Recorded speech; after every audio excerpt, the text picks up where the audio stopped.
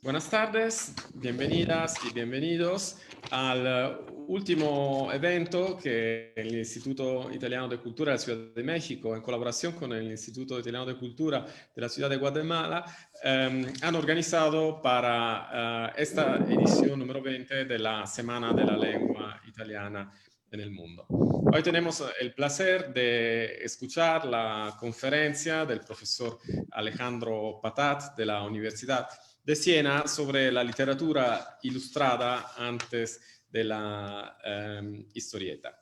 Voy a leer la semblanza del profesor Patat. Quiero agregar que posiblemente muchos de ustedes ya lo conocen.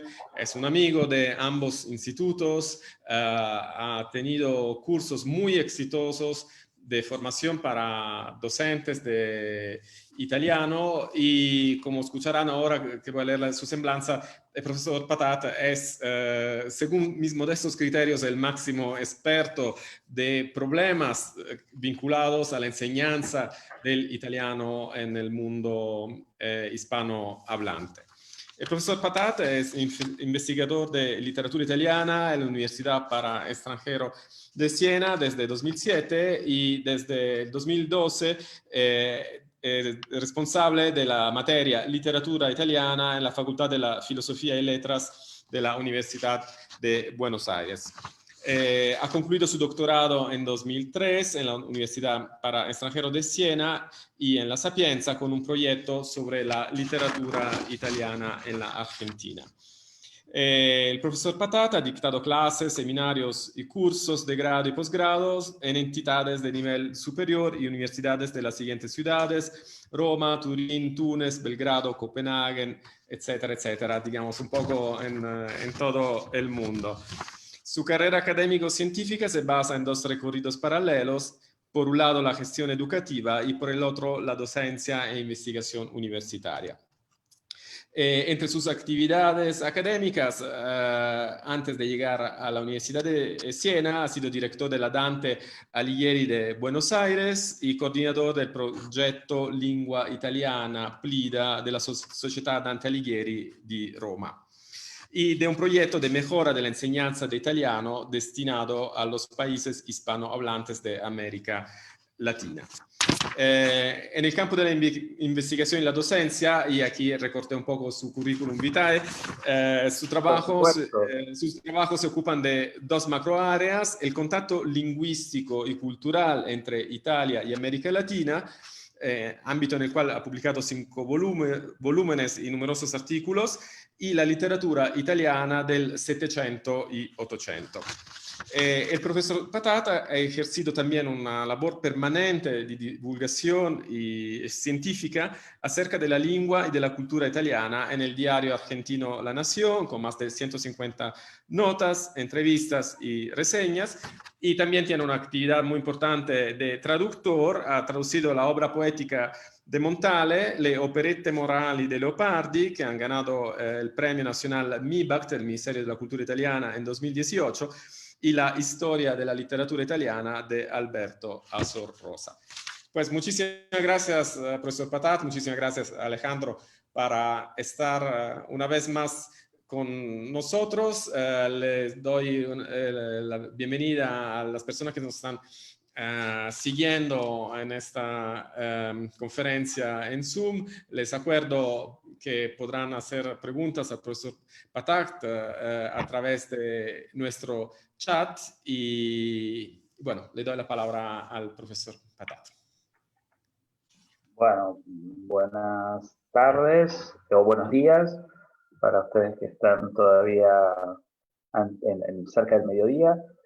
Agradezco infinitamente al director Marco Marica y también a Mateo Castaño de Guatemala por esta invitación y para estar nuevamente con ustedes y con dos realidades que para mí son realmente afectivamente muy cercanas. Yo voy a dar la charla en español porque así me ha sido propuesto y les pido por supuesto que quien quiera, quien tenga una pregunta, voy a tratar de ser lo más sintético y breve posible, de manera tal de dejar un espacio para las preguntas finales.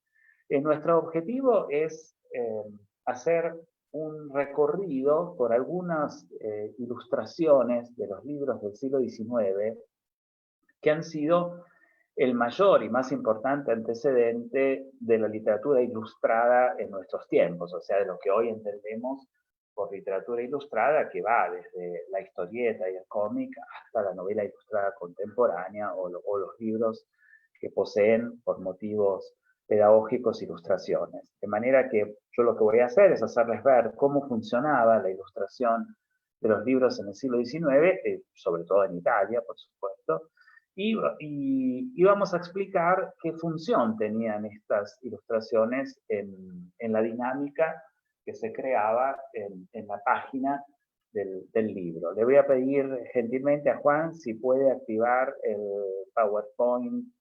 Bueno, le agradezco. ¿Están viendo? Sí, esto lo podemos ya saltar. Esta es la presentación. Simplemente vamos directamente. Bueno, partimos entonces de la hipótesis. Es decir, el hecho de que las ilustraciones nacieron, o por lo menos se desarrollaron, porque ya existían los libros ilustrados en el Renacimiento y por supuesto que existían los códices medievales ilustrados. La hipótesis es que el siglo XVIII le asigna a la ilustración un rol pedagógico. Y eso se ve fundamentalmente en los últimos volúmenes de la enciclopedia francesa, en donde las voces que habían sido desarrolladas en los que se llaman textos alfabéticos, o sea, donde estaba simplemente el cuerpo de la letra en los primeros volúmenes, encontraban su contraparte en estos últimos volúmenes, de manera tal que si uno veía una definición de una flor o de un objeto, después se encontraba en los volúmenes finales una ilustración clarificadora. Yo estoy viendo mal la imagen, no sé si soy yo solo o sea, hay algo que... Pero no hay problema. Ahí está, gracias.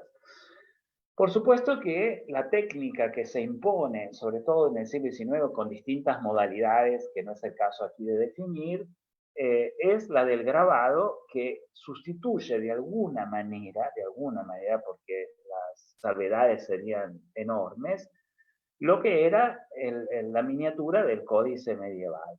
De tal manera que la ilustración se desarrolla, la ilustración de los libros y fundamentalmente de las novelas, se desarrolla a partir de una génesis pedagógica que se transforma en otra cosa a lo largo del tiempo, pero sobre todo es un fenómeno, esta ilustración, que genera una nueva lectura. Podemos pasar a la siguiente diapositiva y vamos al primer antecedente fundamental en el campo de la literatura, que es la edición ilustrada de la Nueva Eloísa, de la Nouvelle Héloïse de Jean-Jacques Rousseau, del 1761, publicada por el editor Rey de París. ¿Qué es lo que este texto proporciona de novedoso respecto a aquello que ya existía? En primer lugar, esto que ustedes ven no es novedoso. O sea, el hecho de que el libro tuviera un retrato, apenas uno lo abría, ya estaba en los textos que venían desde el Renacimiento.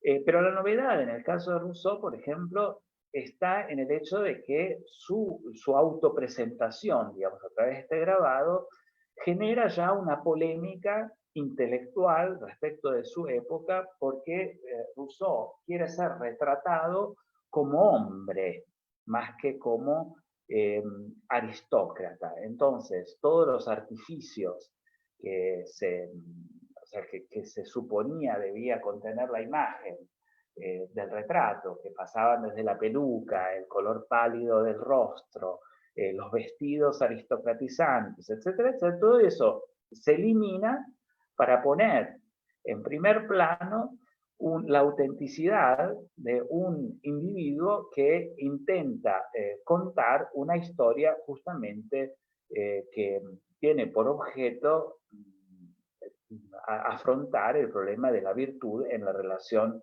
erótica. Pasemos a la siguiente diapositiva, en la que ustedes ya pueden observar una de las escenas claves del texto. El texto de Rousseau tiene 12 ilustraciones históricas que fueron grabados de Latour, grabados uno de los mayores de los mayores artistas de la época, y que representa el momento en que digamos, en que tiene lugar el beso, ¿cómo decir?, el beso inmoral, por el cual Julie, la protagonista de la novela, habiéndose enamorado de su tutor, digamos, y siendo ella, estando prometida, traiciona los preceptos de su clase, pero también de su familia. Y lo más importante de esta edición, si ustedes observan lo que está escrito arriba, es que Rousseau escribe un apartado dentro de la novela que se llama Les sujets d'estampe, es decir, los temas de los dibujos, ¿no?, diríamos hoy. Que es un apartado en el que él mismo, como escritor y como intelectual, quiere comentar las imágenes que complementan la novela. Y la cosa sorprendente de este texto pionero, ¿sí? Perdón, me equivoqué con el italiano, es que en este comentario, Rousseau cercena la posibilidad de que un lector interprete subjetivamente lo que ve. Con lo cual, no todos los textos por venir van a ser así, va a quedar una huella de esta intención de un autor de cercenar la libertad del lector de interpretar, y vamos a ver cuál es la huella que va quedando, pero sobre todo digamos, esta intención del autor termina por señalar y por subrayar fundamentalmente que un libro está hecho de escenas capitales. Pasemos a la siguiente diapositiva. Esto lo vamos a entender más adelante. Entonces, ¿en qué consiste la innovación? Sintetizo, ¿no? Las imágenes se transforman en un complemento inescindible de la narración. Por lo tanto, texto alfabético, como se llama en la disciplina, ¿no?, y texto visual se integran aportando conjuntamente nuevos significados. Se integran, es decir, se superponen. Y muchas veces la imagen dice cosas que el texto alfabético no dice, porque muchos de los textos, sobre todo en Italia va a ser el problema, nacen bajo censura. Y mientras la imagen puede aludir a conceptos, ideas que no se pueden expresar en el texto alfabético, la imagen tiene mayor libertad. El autor, por otra parte, que había creado varias veces a partir de la novela varias voces, no veces, hay un error en la diapositiva, o sea, estoy leyendo, el autor que había creado varias voces a partir de una novela hecha de epístolas, de cartas, interviene directamente con el comentario de las escenas, jerarquizando ideas y significados. Podemos avanzar e ir ya al caso italiano por excelencia. O sea, bueno, esta diapositiva pienso que la puedo saltar, es simplemente un texto de una revista que nace en 1843, en la que se dice que los libros deben ser ilustrados. Y pasamos, en cambio, al primer caso italiano por excelencia, que es el de Alessandro Manzoni, en la edición de Los novios de 1840, con los grabados de Francesco Bonini. Es tan importante esta edición, pero tan importante, que a partir justamente de 1840, la mayoría de las novelas italianas importantes, y sobre todo las novelas históricas, van a estar acompañadas de ilustraciones. Ahora, yo no puedo detenerme en un punto que es muy complejo de la lectura de los novios en Italia y en Europa, que es el hecho de que, no obstante, Manzoni haya intentado por todos los medios crear una novela popular de consumo que facilitara la lectura de los menos favorecidos, o sea, de aquellos que no comprendiendo la sintaxis del italiano o no comprendiendo el contenido italiano, se apoyaran en esa ilustración. No obstante eso, el texto sigue siendo estudiado sin ilustraciones. En realidad, Manzoni va mucho más allá de Rousseau y de Lesage, que es el autor al que él toma como modelo para concebir su novela ilustrada. ¿Por qué va más allá? Porque no traje la diapositiva, pero ustedes lo pueden imaginar, porque él crea una sintaxis, o sea, una organización de la narración, que es completamente inédita. ¿Y en qué consiste? En que a un párrafo de lo que se está narrando le suma una ilustración interrumpiendo la frase. Es decir, si en Manzoni hay una frase que en el capítulo 9, por ejemplo, ¿no? de los novios, de la novela de los novios, hay una escena en donde un padre autoritario se dirige a la mónaca di Monza, a Gertrude, para objetarle su comportamiento. Ahora, esa frase que dice, la guardó, o sea, la miró, y se interrumpe, aparece la imagen en donde nosotros vemos a Gertrude curva, ¿no? Y sometida a la autoridad del padre, y la frase sigue después, la miró y le dijo, y entonces el texto se interrumpe porque Manzoni quería que la imagen no fuera simplemente un objeto aleatorio, sino que quería que la imagen entrase dentro del cuerpo de la narración. Dicho en palabras pobres, quería que la mirada del lector, que el ojo del lector no pudiera bajo ningún punto de vista saltear la ilustración. Entonces, cuando yo voy leyendo la frase sintácticamente, necesito pasar por la ilustración. Y ustedes se imaginan que interrumpiendo una frase cambia su significado, porque todo lo que la frase no dice, me lo dice la imagen. Por otra parte, Manzoni crea una edición magistral. Nosotros conservamos las cartas con las que se escribe, ¿no? con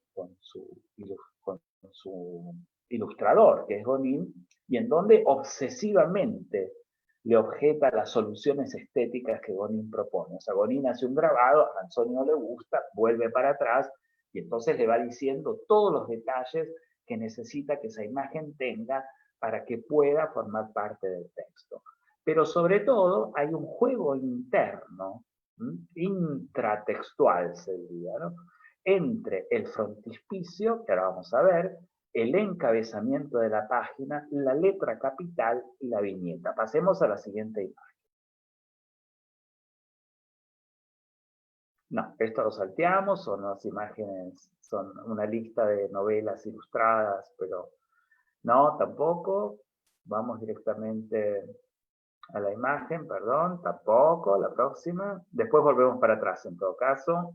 Ahí tienen ustedes. Bueno, estos son dos frontispicios que se comparan, ¿no? El primero es el de Los novios, la edición de 1840. El segundo es de una novela muy importante, italiana, escrita entre los años 50 y los años 60 y que va a publicarse en edición definitiva en 1868, que se llama 100 años, 100 años, que narra la historia de Milán entre 1750 y 1850.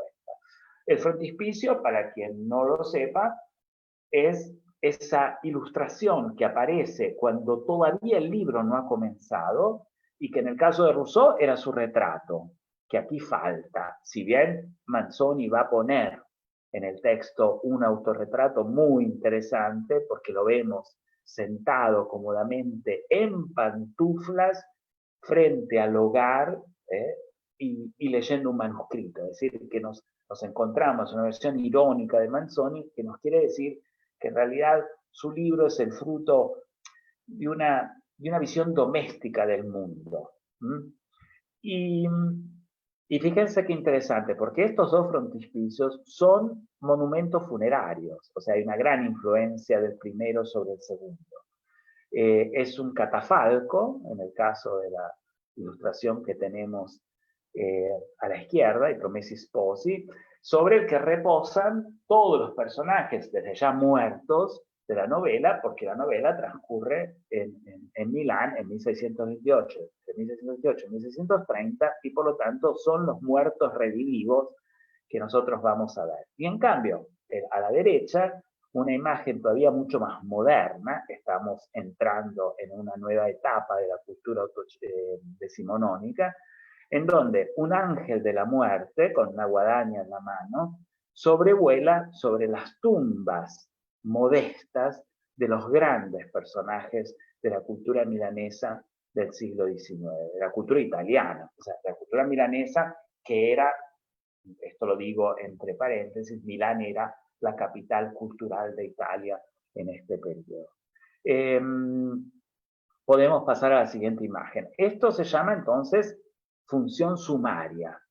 Ahora, fíjense, pasamos a ver las ilustraciones de la novela de Robani, o sea, que se llama, la novela de Robani se llama 100 años, y es el texto que les decía, se publica en 1868 en 2 volúmenes, en 1869, y que es siempre una novela, no es un ensayo, que nos narra en más de 1200 páginas y más de 200 ilustraciones la historia de Milán, que es una historia fascinante, ¿no? Porque va desde la fundación del iluminismo italiano con capital en Milán hasta la revolución de 1848 y la primera guerra de independencia para alcanzar la unidad del Estado italiano.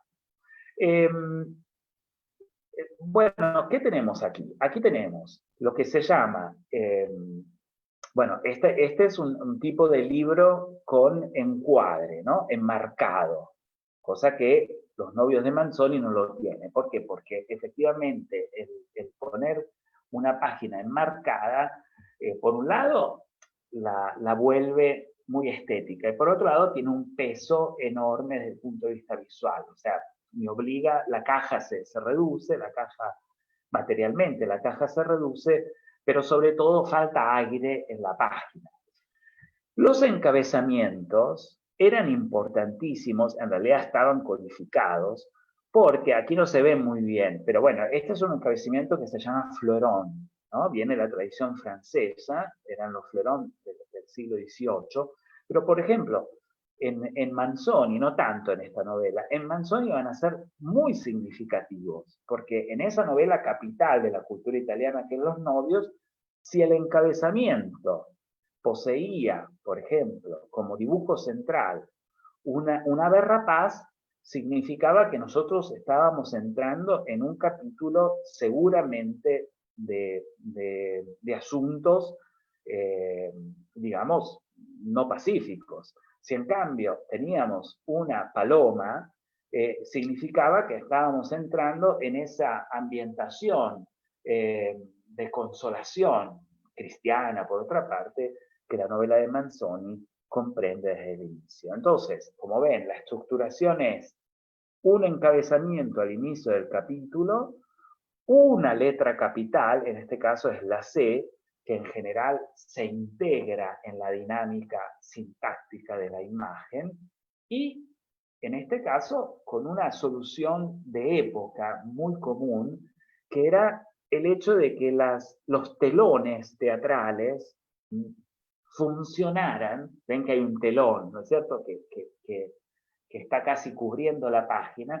Estos telones funcionan incluso como apertura de la ficción. Es como si nosotros, como si el editor del libro junto con el autor nos estuviéramos diciendo, bueno, entremos ahora en el escenario. Vamos, por favor, Juan, a la próxima edición, a la próxima diapositiva. Bueno, aquí tienen otra imagen. Y esta es una función que se llama función metanarrativa o narratológica. Son palabras un poco técnicas, pero lo explico con palabras muy pobres y sintéticamente. Todo libro ofrece siempre, y esto lo demostraron los rusos eh, cuando a partir de la escuela formalista analizaron cómo funciona el mecanismo de una narración, todo libro tiene una clave compositiva.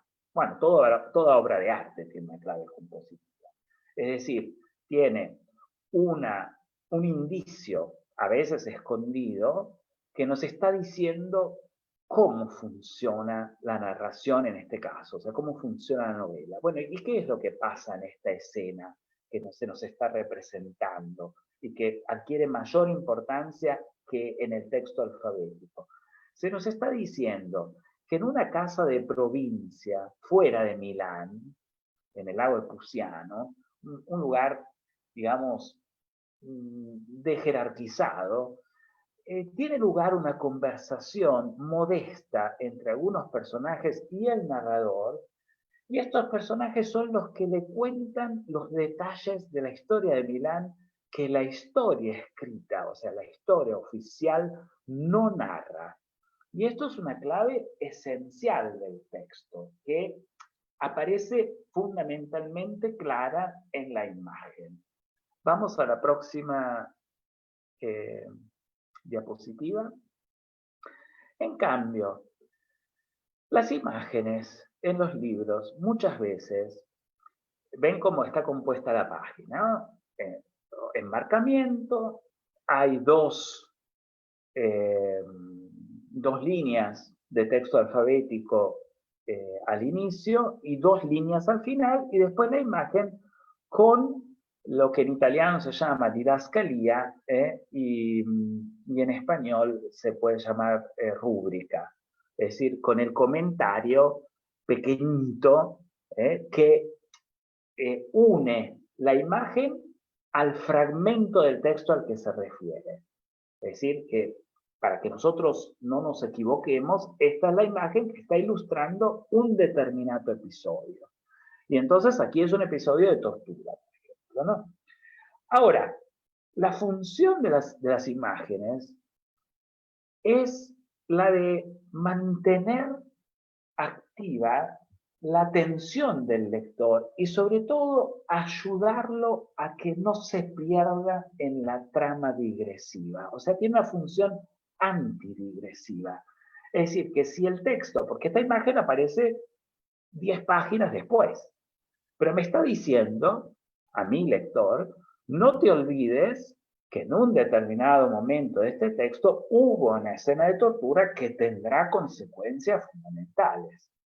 Y eso se llama desplazamiento mnemónico, es decir, me ayuda a mi lector a ir seleccionando, por si me perdí leyendo, aquellas escenas que son capitales y voy uniéndolas. Entonces, en este caso yo tengo 200 imágenes, en el caso de esta novela que se llama 100 años. En el caso de Manzoni son 800. Y claro, cuando hay 800 imágenes, no puedo decir que hay 800 escenas capitales. Pero cuando tengo 200 imágenes, como en este caso, de las cuales solo 80 ocupan plena página, como en este caso, se dice, también en español, se dice imagen en pleine page, ¿no? O sea, que ocupa toda la página. Esta imagen me está diciendo que si yo me perdí como lector esta escena, la recupero al menos a través de la ilustración. Vamos a la próxima imagen. Bueno, hay una función descriptiva en los textos que es el soporte de los retratos y que muchos lectores esperan, sobre todo los lectores que son un poco perezosos y que no tienen intención de detenerse en una descripción muy larga de un rostro, de una manera de vestir, de un gesto, de un comportamiento. Sobre todo en la literatura del siglo XIX, que era una literatura que, como ustedes saben, focalizaba de manera tajante y categórica este tipo de estrategias descriptivas. Y entonces, ¿Qué pasa? Asignarle a un personaje un rostro que el lector había visualizado en su mente y que puede o no coincidir con la imagen que el artista compone, eh, este tipo de imagen tiene una función enorme, porque a partir de este momento los personajes están dotados de identidad gráfica. Y, y fíjense que mientras, por ejemplo, nosotros tenemos a la izquierda aquí un personaje de la novela Cien años que se llama Clelia, que es una aristócrata intelectual del siglo XVIII, profesora de matemática en la Universidad de Bolonia, es un personaje realmente único, histórico y que ha existido. Y entonces el artista prefiere detenerse solo en el rostro.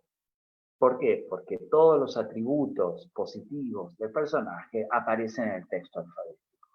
Mientras que a la derecha, a la manera de Balzac, o sea, de la novela realista, de la comedia humana de Balzac, nosotros tenemos el personaje burgués. Los italianos, digamos, han tardado mucho en crear el personaje burgués a la manera de Balzac, porque la burguesía capitalista italiana no se forja con las mismas condiciones en que se había forjado en Francia. Pero aquí aparece, porque este era un servidor de una casa noble que, enriqueciéndose ilegalmente gracias a algunos decretos infelices del gobierno austríaco de Milán, se transforma en uno de los hombres más ricos de la época. Y entonces el retrato, ¿qué es lo que focaliza?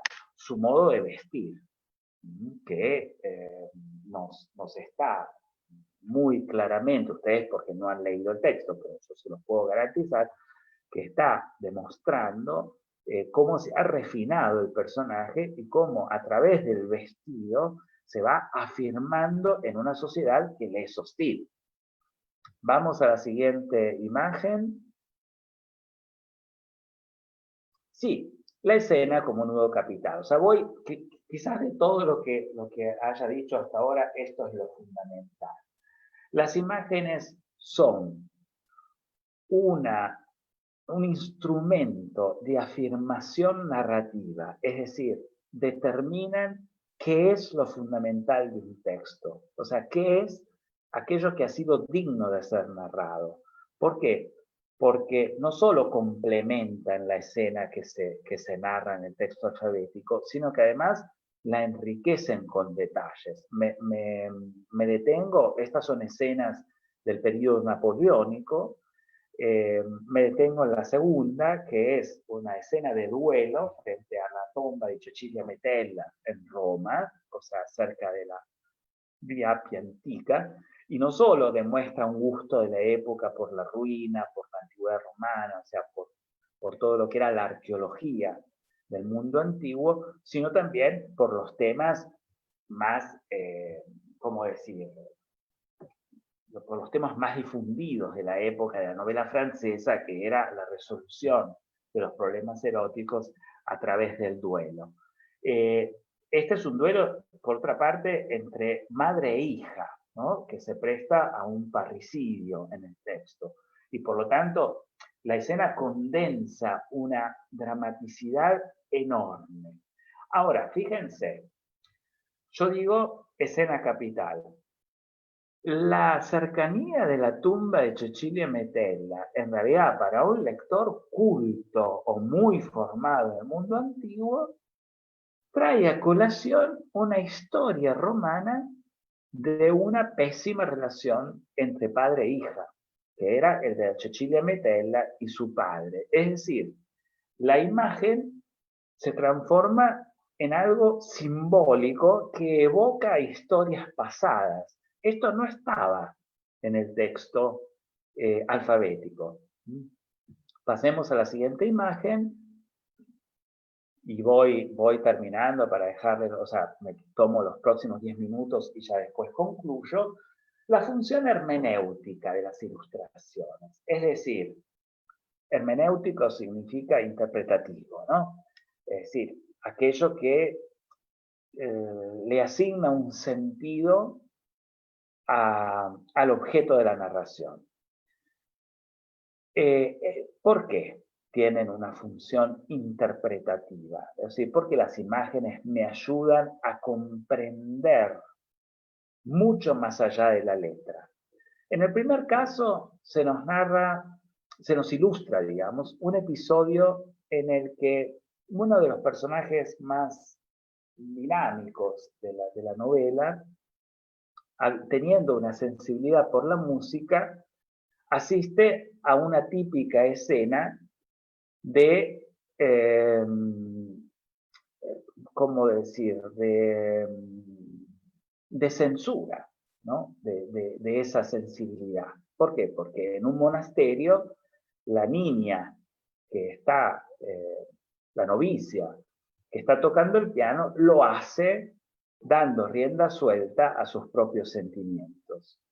Y la monja, que le reprocha el dejarse llevar por esa sensibilidad, tiene la función en este texto de cercenar, por supuesto, la libertad artística de la joven y su vocación amorosa. Es la misma joven que aparece en la imagen a la derecha, y se llama Ada, y que decide, bueno, romper las reglas del convento, salir al jardín, donde en el extremo, en alto a la izquierda, se encuentra el pretendiente, digamos, que la espera clandestinamente para encontrarla. Es decir, la escena del famoso peligro, ¿cierto?, de la pérdida de la virginidad y la inocencia de la joven en un ambiente, por supuesto, restrictivo como el del monasterio. La función interpretativa significa que a todo lo que el texto decía, estas imágenes le suman una carga mayoritaria de sentidos. ¿Por qué? Porque estas dos imágenes que van en paralelo nos están diciendo mucho más, es decir, aquello en lo que no debe consistir la educación.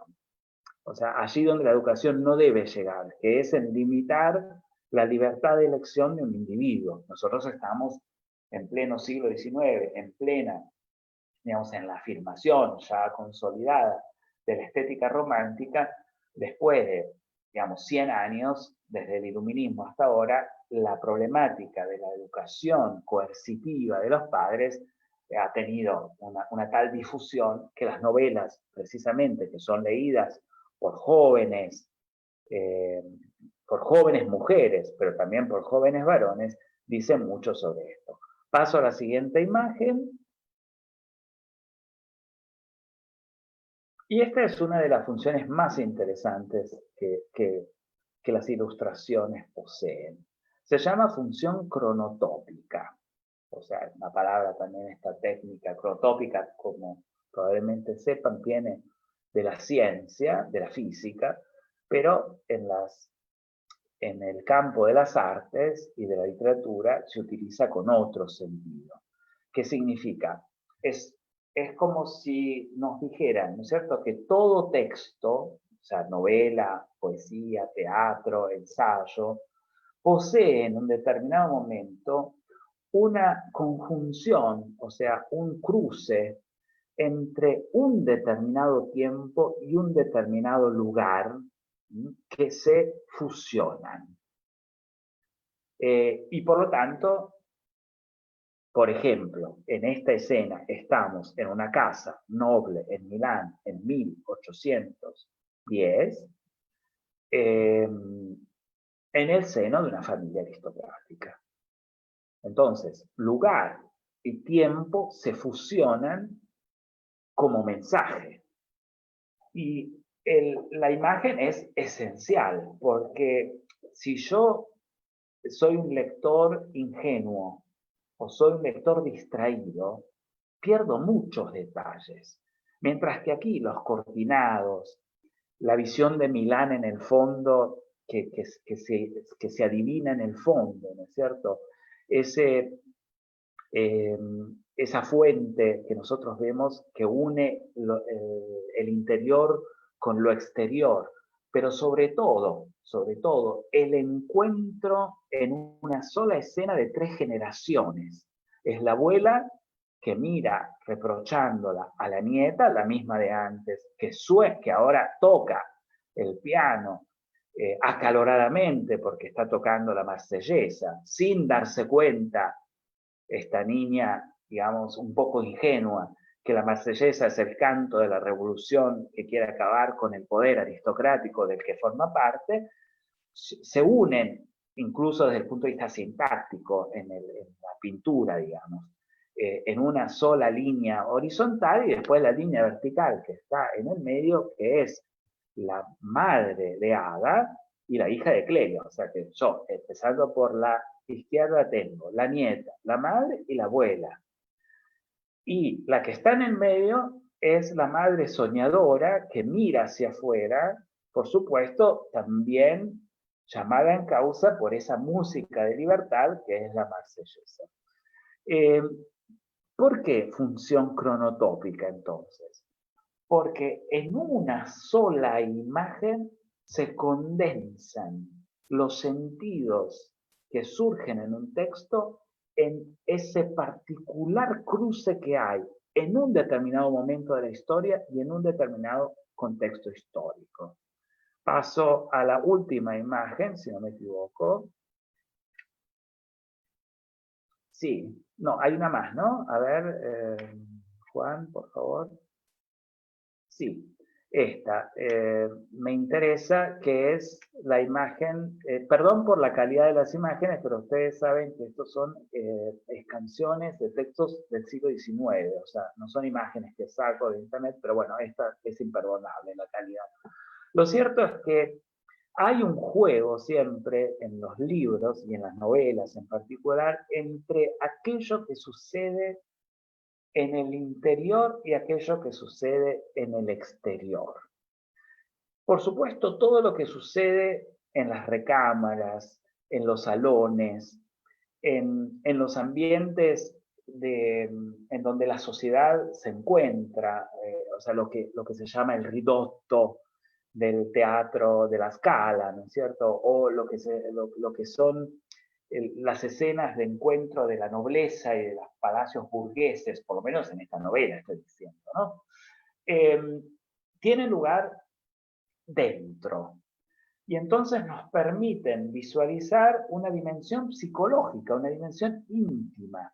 Aquí es Clelia, la famosa profesora, joven entonces, bellísima, que después se transforma en esa abuela que reprocha a su nieta, digamos, los aires de libertad, que observa por la ventana la luna que está por cubrirse, está por ser cubierta por una nube, es decir, que se avecina la noche de la aristocracia, ¿no? Está por terminar en esta escena napoleónica el dominio de una clase social que se encuentra sometida a la lógica de la revolución napoleónica que llega a Italia.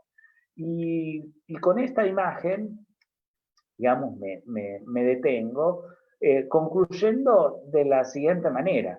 Es decir, las novelas ilustradas que han sido concebidas como tales, sí, salto a la función ética, que si quieren voy también a esta. Esto es una imagen violentísima del texto, es un marido que mata a su mujer violentamente y sobre todo es un personaje histórico, es Federico Confalonieri, que había sido uno de los patriotas condenados a los Spielberg, a la cárcel de Spielberg por haber participado en los movimientos carbonarios del 1820-1821.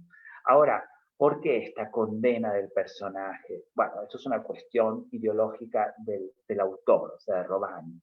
Pero la función ética es advertir sobre una violencia familiar. Es muy moderna esta imagen.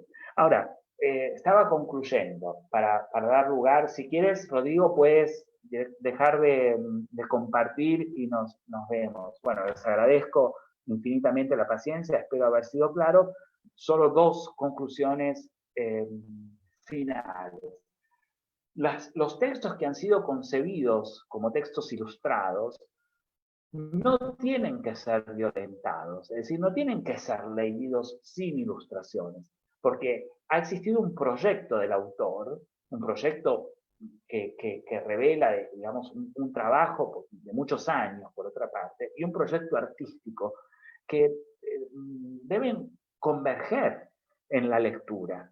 Y esto una cosa. Y la segunda, que el mundo del cómic y de la historieta, que hoy encuentra una gran difusión, por suerte, en la literatura, tiene este gran antecedente, que es un antecedente extraordinario de la cultura europea del siglo XIX, que se fue perdiendo en el siglo XX. El siglo XX concibió en algunos momentos la novela con fotografías, pero no tuvo éxito. Un caso excepcional fue el de la conversación en Sicilia de Vittorini, donde las fotos de Sicilia de esos años fueron un documento de época y siguen siendo un documento de época, pero que tuvo al final la misma suerte que las novelas ilustradas. Es decir, si ustedes van a comprar el volumen de Conversación en Sicilia a una librería italiana, se encuentran con el texto despojado de las fotografías.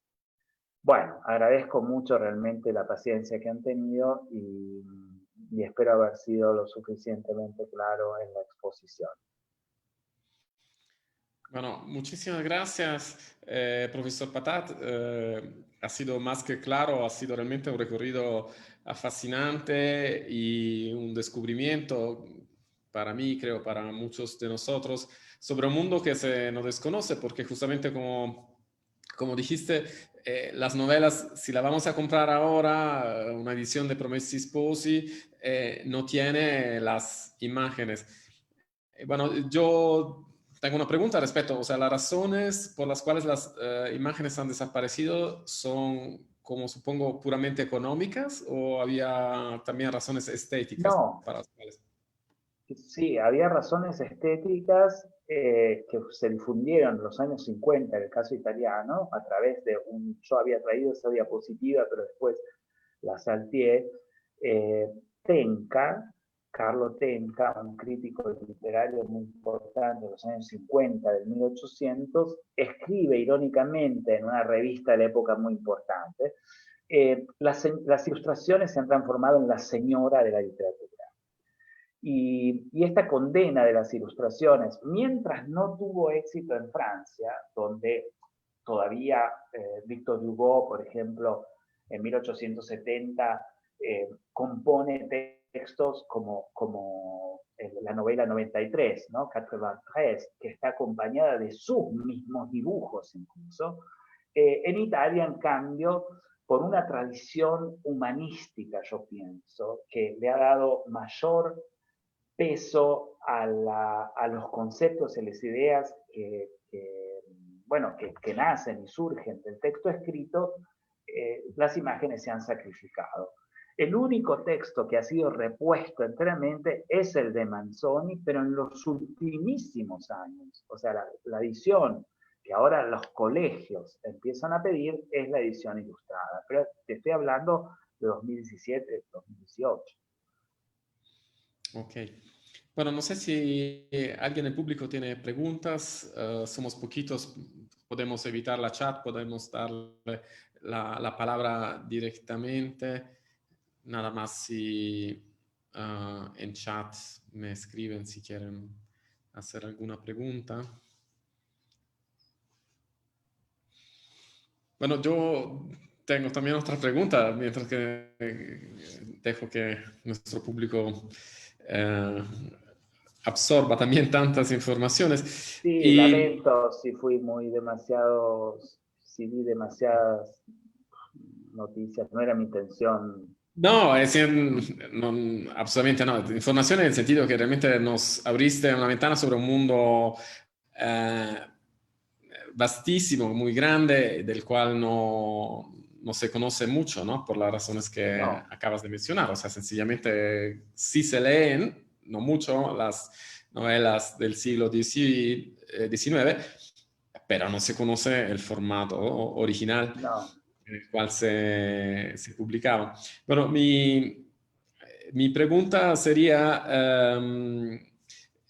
serían dos preguntas. O sea, la primera, hiciste referencia a Francia y eso es obvio para la cultura italiana del siglo XIX mira a Francia constantemente y también cuando hace finta de mirar a Inglaterra, realmente mira a Inglaterra a través de lentes franceses. Pero ¿qué pasa si es algo que estudiaste en otras culturas, por ejemplo, en España o en América Latina también? Si hay algo parecido del fenómeno de la novela sí, con ilustraciones. sí. Bueno, no soy un experto en absoluto de lo que pasa en España y en América Latina, pero sé, digamos, esto sí puedo responderlo con seguridad, que el fenómeno es paralelo. Es decir, América Latina, más todavía que Italia, mira a Francia como modelo cultural, y España también. Las novelas españolas ilustradas del siglo XIX, las de Galdós, por ejemplo, o, o mismo las novelas, en el caso de México, eh, ¿cómo se llama? El Periquillo Sarmiento, ¿puede ser? La novela mexicana.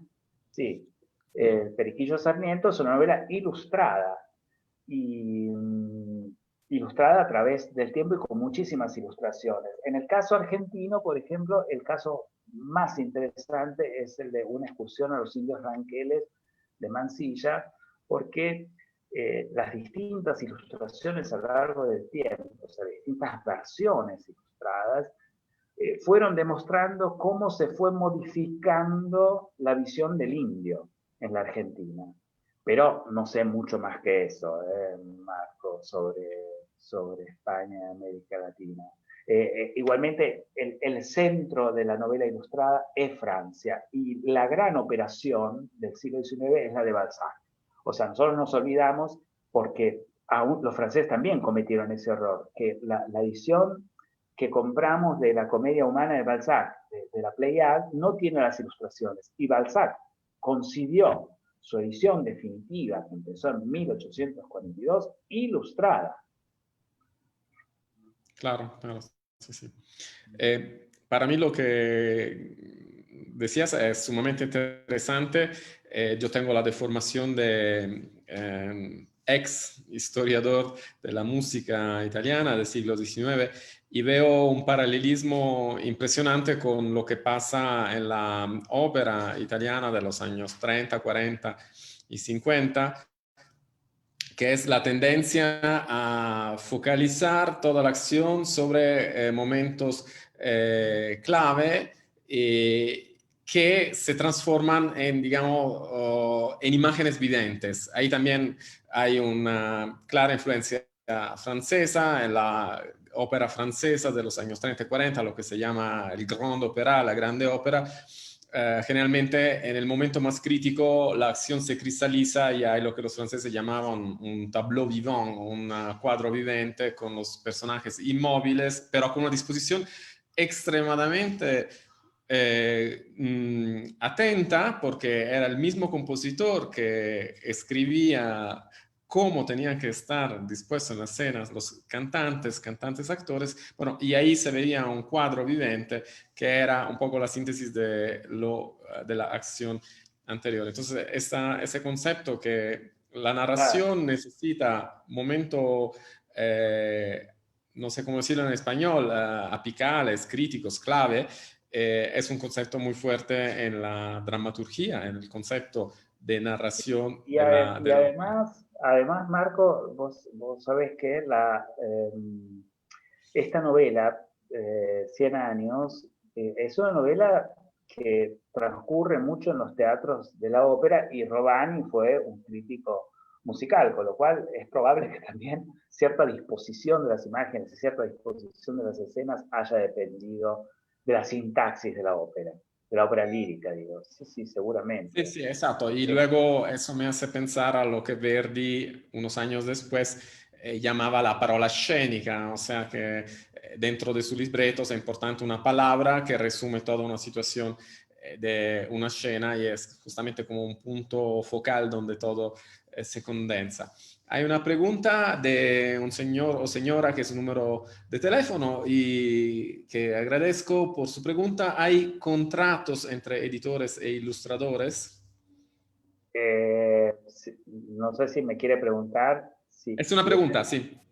No, no, pero no entendí. Si me quiere decir si hay archivos de los contratos o si existía un contrato. Sí, claro que existía. Nosotros tenemos algunos libros de época, o sea, ya del 1850, por ejemplo, que nos cuentan cómo funcionaba el mundo editorial, o sea, tenemos testimonios muy importantes, y claro que sí, y no solo, eran equipos de ilustradores, es decir, no es que el editor imponía un equipo y si al autor no le gustaba, por ejemplo, ya sea el que dibujaba o el que hacía el grabado, porque eran dos personas distintas, en el caso de 100 años, por ejemplo, es un equipo de 5 artistas.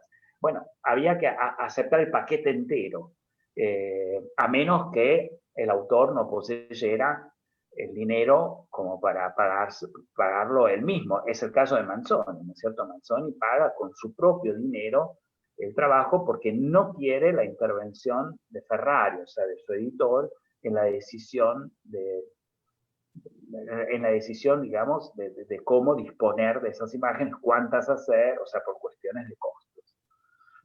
Entonces casi el autor tiene un rol de escenógrafo de alguna manera, aunque no sea el autor. Bueno, ese es un problema del, digamos, todo esto que se está estudiando en los últimos años se llama, digamos, visual studies, ¿no? Estudios visuales de la literatura. O sea, visual studies es un estudio de la literatura que trata de observar cómo se compenetran lo alfabético y lo visual en un texto. ¿Qué pasa cuando nosotros no tenemos documentos que nos digan cuál fue la relación del autor con los artistas? Bueno, yo opino lo mismo que opinan los teóricos de los estudios visuales, que el objeto libro con las ilustraciones tuvo lugar en la historia y salió al mercado de esa manera. De manera que encontró un público en esas condiciones. Si después nosotros no podemos ir a la fuente, o sea, no sabemos si el autor estuvo o no de acuerdo sobre una imagen, la verdad que no tiene mucha importancia. Lo importante es que ese producto de una editorial fue concebido de esa manera y a través de un trabajo extraordinario, porque son en estos casos, ¿no es cierto? Les menciono otro caso importantísimo, la historia del pueblo de Eugène Sue, que era el mayor escritor de libros de folletín, digamos, en 10 volúmenes, donde él narra la historia del pueblo francés desde sus orígenes hasta el 1870. Bueno, yo por mucho tiempo ahorré dinero para poder comprarme en un anticuario la edición y debo decir que es una joya, porque uno a través de 10 volúmenes visualiza la historia del pueblo francés. No leí la novela, fui muy perezoso, porque son 10 volúmenes, pero sí leí las imágenes. Bueno, sí, no, es muy interesante porque nosotros conocemos los cómics. De hecho, recuerdo que la edición de este año, la Semana de la Lengua Italiana, está dedicada justamente a los cómics y desconocemos qué hay detrás de los cómics, o mejor dicho, qué hay antes de los cómics. O sea, que la idea de juntar palabra e imagen realmente es muy, muy antigua y se ha declinado en muchísimas modalidades en las diferentes épocas de la cultura occidental. Y evidentemente el antecedente más cercano a lo que es la historieta o a la novela gráfica contemporánea es justamente la novela ilustrada. Bueno, yo creo que si no hay preguntas podemos terminar acá y una vez más muchísimas gracias Alejandro No, gracias a ustedes. por tu interesantísima relación y por tu aporte para abrirnos una ventana sobre un mundo interesante. Creo que algunos de nosotros ya estarán googleando quizás en los anticuarios librarios para ver si se consigue alguna edición antigua con ilustraciones. Obviamente yo me siento ahora comprometido al 100% a buscar una edición de Promessi Sposi con imágenes y lo mismo de No, 100 pero anni. esa es fácil de conseguir, esa es fácil de conseguir. Esa pues basta que compres la de la Burra de Rizzoli, que sale 16 euros, o sea que es poco para lo que es un libro ilustrado, y está excelente porque además cada ilustración está comentada. O sea, quizás es el Ok, único libro que se consigue. Bueno, yo le perfecto. mando un saludo a los amigos del Instituto de México y de Guatemala, a las personas, a los docentes o a las personas que han estado presentes. Les agradezco por haber compartido este momento con nosotros. Y bueno, espero que todos en este momento tan difícil podamos salir de esta situación tan compleja en la que estamos, al menos con los libros, a ver si nos compensan un poquito respecto de toda esta situación en la que nos encontramos. Gracias nuevamente. Muchísimas gracias, Alejandro. Gracias por estar con nosotros. Espero que volverás pronto a Guatemala y a México para poderte volver a abrazar una vez finalmente en persona acá en esta parte del océano. Muchísimas gracias a todos. Agrego una última cosa. El año pasado en Guatemala busqué desesperadamente en los anticuarios una edición de las ilustraciones de un artista maravilloso. Ahora no recuerdo el apellido, empieza con la M, uno de los más grandes artistas guatemaltecos del siglo XX, de los vestidos típicos que había visto en el museo de Guatemala, en el Museo Nacional de Arte de Guatemala, y me había quedado maravillado con esta, y no lo encontré. No lo encontré. Vi que había copias en Francia, pero a precios imposibles, imposibles. Si alguien llega a saber de los vestidos típicos de Guatemala con este artista, no sé si alguien recuerda el nombre, con la M, bueno, no importa, después lo busco. Okay. Bellísimo. Bueno, Marco, Bueno, muchísimas gracias un abrazo. y un abrazo virtual a todas y todos. Gracias. Un abrazo para Arrivederci. todos. Hasta luego.